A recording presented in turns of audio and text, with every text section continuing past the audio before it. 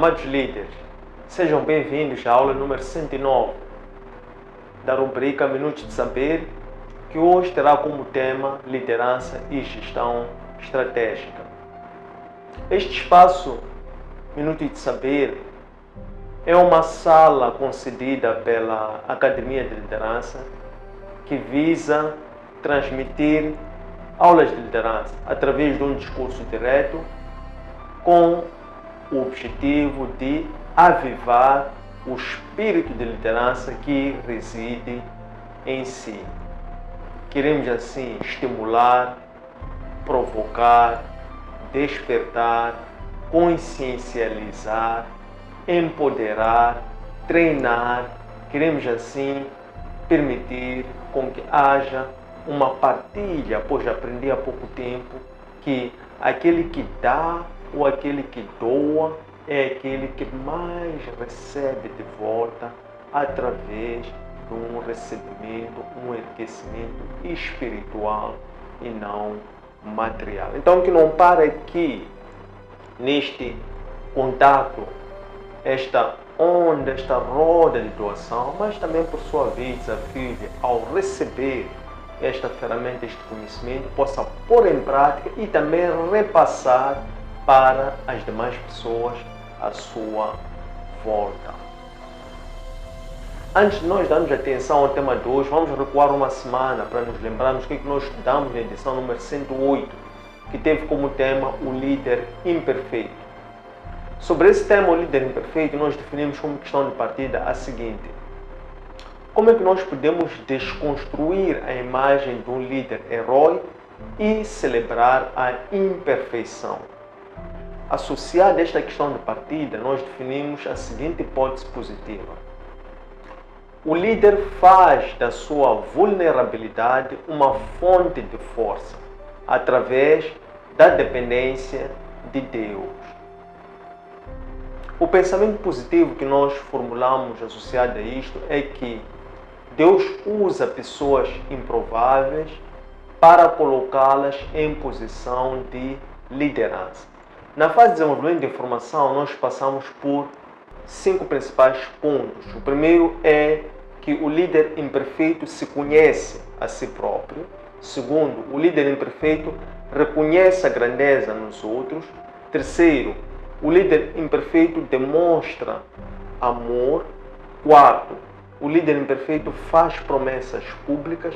E quinto e último, que é o paralelo bíblico, nós estudamos sobre Gideão, que foi enviado por Deus para libertar o seu povo dos madianitas. Povo este que estava a sofrer fruto da sua rebelião, da sua idolatria, estava a sofrer nas mãos dos seus inimigos durante um período de 7 anos. Ao que Gideão respondeu a Deus: como é que eu irei ser esse instrumento de salvação do meu povo se eu faço parte da família mais pobre de Manassés? E eu, Gideão, sou o mais novo da minha casa. Então agora sim, nós lembramos que para meditar, aprofundar esse estudo sobre Gideão, pode meditar em livro de Juízes, capítulo 6, versículos 1 até número 16. Agora sim, vamos lembrar-nos qual é o modelo teórico que nós usamos para que vocês possam compreender todo um processo de colocação de premissas, estímulo e a viagem de renovação da nossa mente através do método que nós vamos seguir para transmitir o conhecimento. Nós iremos começar por definir uma questão de partida. É uma pergunta provocativa para estimular este debate, naturalmente que é associado ao tema. Depois, relacionado a esta questão de partida, vamos derivar uma hipótese positiva para ser uma possível via pela qual nós vamos explorar este tema. Depois vamos transmitir, alocar aquilo que vai ser uma afirmação, um pensamento ligado, associado a estas premissas, para depois passarmos então para a fase de desenvolvimento de informação. que hoje vamos ver 7 pontos. O primeiro ponto vamos ver sobre Deus, o segundo vamos ver sobre o próprio líder, o terceiro vamos ver sobre a visão do líder, o quarto vamos ver sobre as pessoas, o quinto vamos ver sobre a consistência, o sexto vamos ver sobre a partilha e o sétimo vamos ver quando Deus anuncia a uma mulher estéril, esposa de Manoá, que ela iria gerar um filho que iria libertar o seu povo dos filisteus. Se este for o nosso acordo, vamos agora passar para aquilo que é a exposição do nosso estudo. Lembrando que hoje é a edição número 109 e o tema de estudo é liderança e gestão estratégica.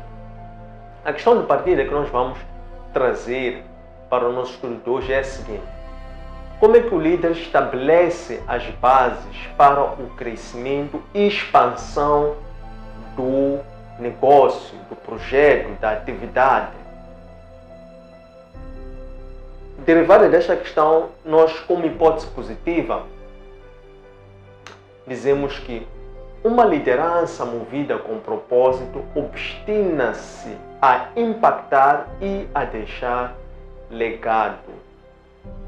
A afirmação positiva que nós vamos trazer é que uma liderança estratégica foca-se na visão, nos princípios e no conhecimento. E ele se diferencia dos demais nessas 3 premissas que são os seus traços distintos. Nós agora queremos percorrer por 7 pontos para perceber como é que o líder desenha, concebe e ele pessoalmente faz parte de um mapeamento e definição de uma liderança estratégica com vista a impactar e deixar legado. E o primeiro ponto que nós vamos trazer aqui é Deus.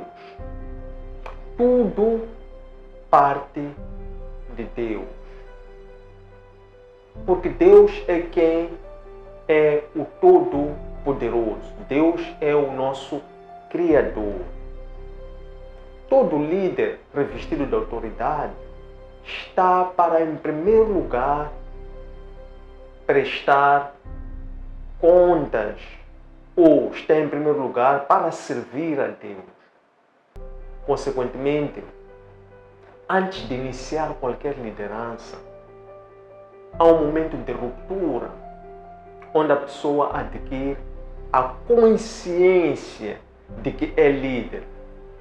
Pois não basta somente ter um conhecimento que seja relevante, que seja instrumental, quando a pessoa não tem a consciência de que é líder, quando a pessoa não tem um encontro com Deus através de um anjo,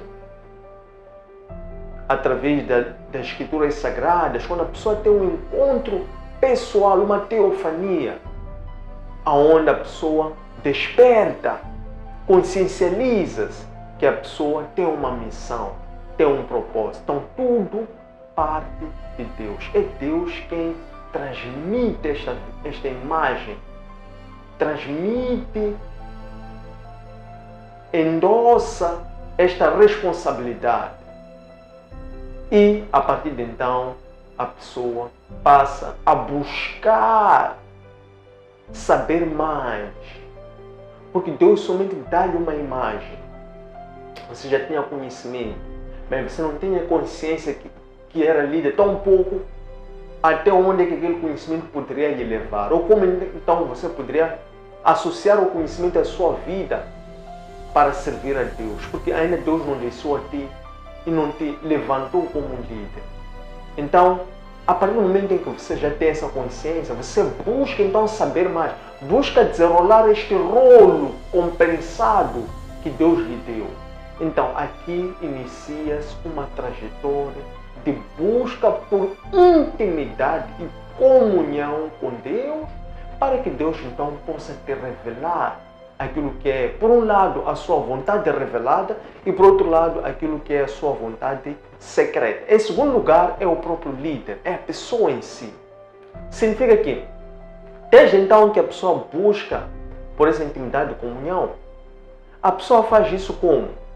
Quando começa a interiorizar-se, começa a se questionar a si próprio, começa a buscar respostas a esse mesmo questionamento dentro de si próprio. Começa, por assim dizer, um diálogo interno. Este diálogo interno, que é patrocinado, entre aspas, com a busca por Deus, é que vai nos permitir ter uma definição sobre quem que nós somos. Nós aprendemos sobre quem que nós somos quanto mais nós buscamos conhecer a Deus. Deus passa a ser então a maior referência melhor sobre quem que nós somos, porque Ele é quem nos criou e Ele é quem nos comissiona, confere uma missão, um propósito para nós cumprirmos na Terra em sua representação. Em terceiro lugar, vem então a visão. Nesta altura, o líder passa então a ter que fazer um alinhamento estratégico. Que é para quê? Para ele poder, primeiro, resgatar, identificar quais são os seus valores, quais são os princípios. E aqui, estes passarem a ser a sua estrela mor, a sua estrela norte de orientação. E desta forma, então, passa a desenhar a sua identidade. E é essa sua identidade, que é a sua marca, que ele passa a comunicar, a anunciar, através de um alinhamento estratégico, aquilo que nós chamamos através da sua identidade estratégica. Passa a anunciar qual é a sua visão, passa a anunciar qual é a sua missão, passa a anunciar quais são os seus objetivos, e estes também devem estar perfeitamente alinhados com os seus valores, com os seus princípios, para que nessa comunicação as pessoas possam compreender. E o quarto ponto é precisamente as pessoas. As pessoas que cabe o quê? O líder precisa de pessoas, porque o líder, quando ele recebe a visão, não é para ele materializar sozinho a visão, mas ele vai precisar de pessoas. Então, como é que ele atrai pessoas? Através da comunicação da sua marca. As pessoas, ao se identificarem com os valores e os princípios, então essas pessoas sentem-se compelidas, atraídas, inspiradas a poderem se aproximar para saber melhor, compreender e também poderem seguir a si. Então, aqui inicia um trabalho de retenção dessas mesmas pessoas, porque não basta somente atrair se você não conseguir reter essas pessoas. Como é que se retém essas pessoas? Através do estabelecimento de alianças. Essas alianças fazem-se na base da confiança mútua, quando as pessoas passam a compreender, a acreditar e também a partir daí a caminharem juntos consigo. Quando veem que há respeito, que há genuinidade, que há verdade, que há justiça, então as pessoas vão confiar e vão juntos permanecer, estabelecendo aqui aliança. E são essas pessoas que vão materializar, que vão vender a marca, são essas pessoas que vão suar a camisola. Por quê? Porque o líder, por fim, o trabalho dele é desenhar, formar, estabelecer equipes e depois permitir com que as equipes possam fazer seu terreno e fazer o trabalho. Enquanto o líder assim liberta-se para posições mais estratégicas, que é a retroalimentação da visão, que de tempos em tempos deve ser revisitada e atualizada. O quinto ponto é consistência. Consistência é extremamente importante. A consistência resulta do quê? Resulta de disciplina. A disciplina é algo que o líder trabalha. Então, através da disciplina, ele estabelece um conjunto de rotinas, de hábitos que ele depois faz-los de uma forma repetitiva, de uma forma sistemática, para que aqui, então, ele possa se tornar especialista. Por quê? Porque tem visão, tem conhecimento e tem consistência naquilo que faz. E as pessoas, pela repetição, elas acreditam e confiam e creem naquilo que você está a anunciar, a comunicar, não somente pelo verbo, mas sobretudo pelo seu ser, pelo seu estar, pelo seu caráter, que resulta desta consistência, repetição, assimilação, especialização. Daqui resulta que o líder então ganha resiliência. Por quê? Porque virão então as crises são cíclicas. Então, os líderes que conseguem resistir e superar as crises são aqueles líderes que já têm uma consistência, têm uma disciplina, têm uma repetição, têm uma especialização. Então, eles não se deixam mover, emocionar-se, eles não caem com os ventos da mudança, porque eles estão segurados numa terra firme, na rocha. Por quê? Porque eles já têm consistência, têm disciplina. O sexto ponto é a partilha. Chega um momento em que o líder tem que então começar a pensar em crescer, expandir o seu trabalho, o seu negócio, o seu projeto. É mesmo então necessário ter que partilhar, ter que abrir a mão. Abrir a mão do quê? Da marca, dos valores, dos princípios, porque ele já tem a marca, já tem as pessoas, já tem a disciplina, a consistência, já tem a cultura organizacional, por assim dizer. Então ele começa a ter que partilhar o quê? O risco, os ganhos, as oportunidades para que o negócio possa expandir. Confia projetos, confianças, clientes para a equipe, os colaboradores, os parceiros, todos aqueles que fazem parte desta rede de relacionamento que ele cria na base das suas alianças. Sétimo e último, hoje nós vamos trazer o paralelo bíblico, que vai ser precisamente quando Deus anuncia a uma mulher estéril que ela iria conceber. Como nós vemos tudo parte de Deus, o que acontecia nesta altura?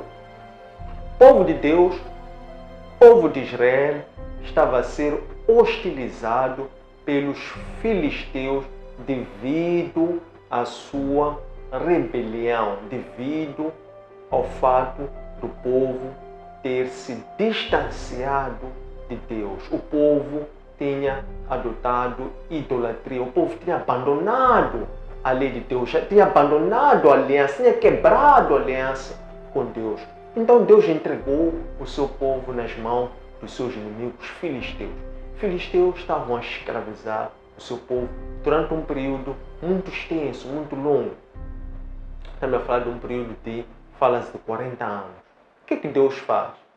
Deus vai para uma pessoa improvável. Existia ali um homem chamado Manoá, que era da tribo de Dan. E ele tinha uma mulher que era estéril. Deus aproxima-se, envia o seu anjo e fala para essa mulher. Vejam que a mulher estéril é uma mulher seca. Então não existia nada. E Deus vai precisamente para uma mulher que não tinha a fertilidade de dar vida e fala para essa mulher que era estéril, que ela haveria de gerar uma vida e que por sua vez essa vida iria preservar muitas vidas.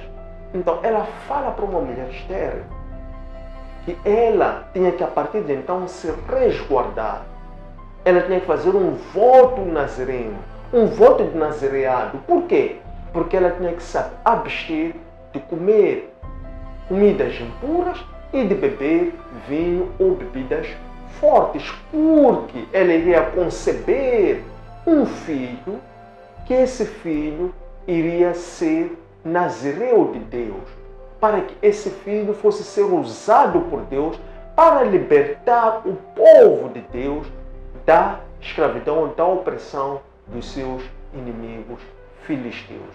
E esse filho dessa mulher estéril chamou-se Sansão. Para aprofundar esse estudo, pode meditar no livro de Juízes, no capítulo 13, dos versículos 1 em diante. Tendo chegado a esta parte, queremos agradecer a vossa presença, interesse, disponibilidade. Convidamos a deixarem ficar os vossos comentários, questões e sugestões.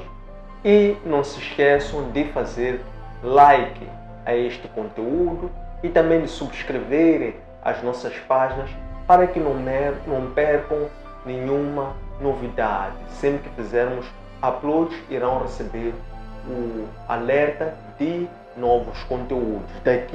Resulta que também são convidados a poderem partilhar esses conteúdos com a vossa vasta rede de contatos, de amigos, familiares, colegas, parceiros, para que a nossa comunidade continue a crescer em quantidade e em qualidade. Encontrem este conteúdo nos nossos arquivos digitais, nossas páginas de Facebook, de Instagram e de YouTube. Antônio Sende LDA, nosso aplicativo para plataformas Android LOAP e nosso webpage www.academiaservo.com. Espero que gostem, um abraço de luz e até breve.